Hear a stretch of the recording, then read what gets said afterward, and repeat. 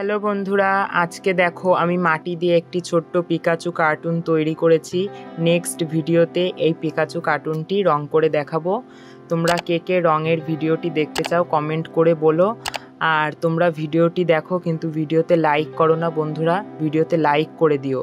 যারা এখনও চ্যানেলটি সাবস্ক্রাইব করোনি তারা চ্যানেলটি সাবস্ক্রাইব করে দিয়ে আমার বন্ধু হয়ে যেও। আর ভিডিওতে কমেন্ট করো কে কোথা থেকে ভিডিওটি দেখছো। তাহলে বন্ধুরা সম্পূর্ণ ভিডিওটি দেখো আর ভিডিওতে লাইক কমেন্ট সাবস্ক্রাইব করে দিও।